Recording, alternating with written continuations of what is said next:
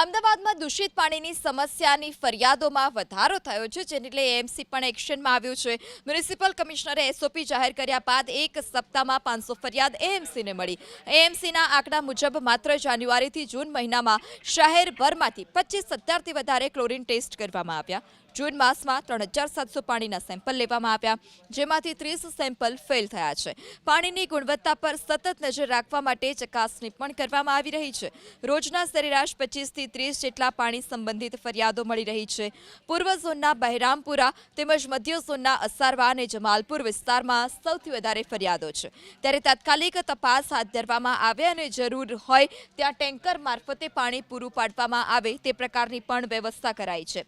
ચાલુ વર્ષ દરમિયાન અત્યાર સુધીમાં 38,000થી વધારે પાણીના સેમ્પલ લેવામાં આવ્યા હતા. ચોમાસામાં પાણીજન્ય રોગચાળો ન ફેલાય અને નાગરિકોના સ્વાસ્થ્ય સાથે ચેડા ન થાય તેની તકેદારી રાખવા પણ કહેવામાં આવ્યું છે. અમદાવાદ મ્યુનિસિપલ કોર્પોરેશનમાં હાલમાં ગરમીની સિઝનને ધ્યાનમાં લઈને શહેરમાં વોટરબોર્ન ડિસીઝ ન થાય તે માટેના પ્રિવેન્ટિવ સ્ટેપ્સ લેવામાં આવી રહ્યા છે. મુખ્યત્વે જે ઈસ્ટર્ન પાર્ટ છે અથવા કોઈ ગીચ વિસ્તાર છે ત્યાં પાણીના લગતી કોઈ પણ પોલ્યુશનની કમ્પ્લેન આવે, તાકીદના ધોરણે તે જગ્યાએ હેલ્થ વિભાગની ટીમ દ્વારા ચેકિંગ થાય, ક્લોરીન ટેસ્ટ કરવામાં આવે, પાણીના સેમ્પલ લેવામાં આવે અને તે જગ્યાએ જો પાણીનું સેમ્પલ અનફિટ આવે તો તાકીદના ધોરણે એન્જિનિયરિંગ વિભાગ દ્વારા કામગીરી થાય અને ક્લોરીન ટેબ્લેટનું ડિસ્ટ્રીબ્યુશન થાય તે પ્રકારની કામગીરી હાથ ધરવામાં આવેલી છે. જૂન મહિનામાં આ પ્રમાણે 25,000થી વધારે ક્લોરીન ટેસ્ટ કરવામાં આવેલા છે, જે પૈકી 27 ક્લોરીન નીલ આવવાની રિપોર્ટ આવેલો છે.